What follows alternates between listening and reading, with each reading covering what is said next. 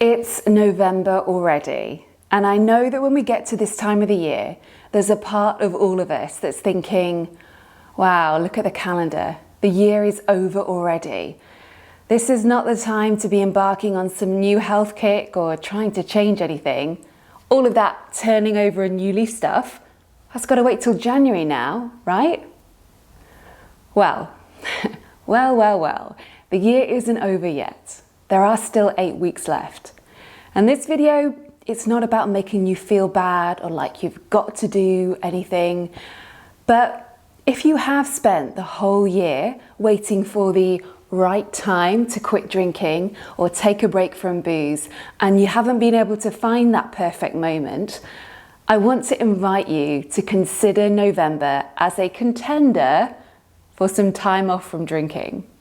I know this month doesn't have a well-known alcohol-free campaign behind it. You know, it's not like Dry July or Sober September or Stoptober, but it is called November, like no drinking.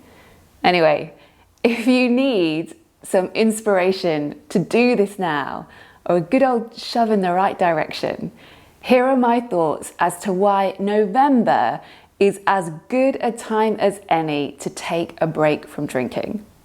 Strange times are good times for different choices. Our lives are still pretty disrupted by coronavirus at the moment.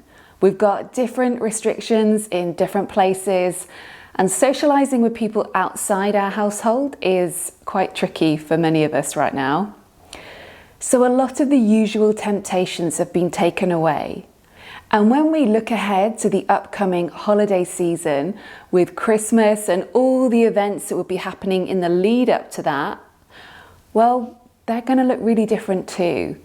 There isn't going to be one party after another unless it's on Zoom, when no one needs to know what's in your glass, I suppose. So all that is to say that you've got the time and space to quietly work on your sobriety at home without anyone needing to know about it. And that's really useful. This is the time to be taking good care of yourself. So in my part of the world, the days are getting shorter, it's darker and cold, and coronavirus isn't going away. So it could be very easy to get down about things. Alcohol is the depressant, and it magnifies all those bad feelings. It cranks up your anxiety, leaves you feeling lethargic, and it makes it much harder to do all those little self-care things that actually make a difference. So I'm talking about stuff like getting enough sleep, getting outside for a bit of exercise, eating well. That stuff is more important than ever, but when you're drinking, it's so much harder to find the energy to do it. What's the big deal about turning over a new leaf in the new year? So I have long thought that we have a bit of a strange relationship with the new year. We tend to wait until the 1st of January to start making changes as if it's the only time that it can be done. And I don't want to be the voice of doom here, but when January 2021 arrives, in many ways, it's going to look a lot like right now, because we'll still have social distancing, restrictions will still be in place, and there'll still be a lot of uncertainty around daily life. We have this tendency to romanticize New Year and Mondays as the perfect time for starting new things. But actually, we can do this stuff at any time. Success happens when you take action.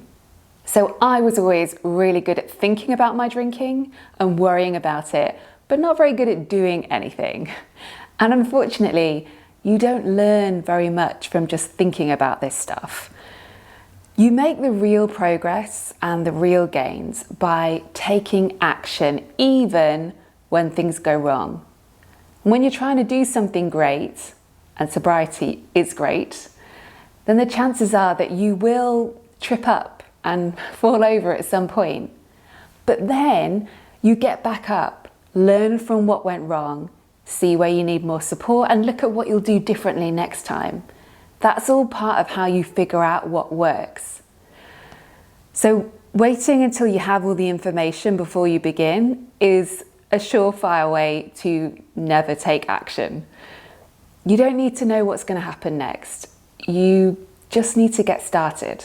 And now is as good a time as any. And finally, you are going to be in really good company. So there's been lots in the news about how much more everyone's drinking. And there are Facebook memes about how wine is the glue holding this year together and all that stuff. But seriously, that is only half the story. This year, I know so many people have had a wake-up call about their health and what's important in life. My Getting Unstuck course, this is my online stop drinking class, it has been busier than ever this year.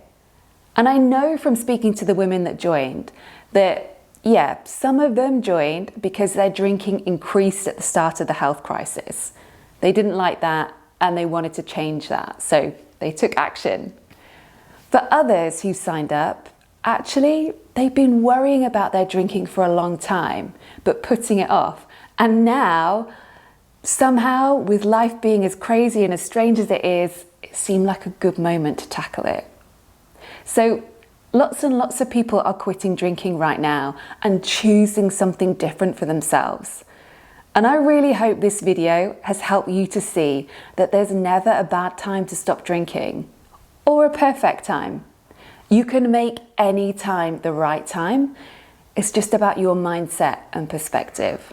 So I'm Kate B. Please scroll down and let me know in the comments below what your goals for November are. Where are you on your alcohol-free journey right now? And what's your plan for the next few weeks? I'd love to hear about it, so let me know below, and I'm wishing you a great week.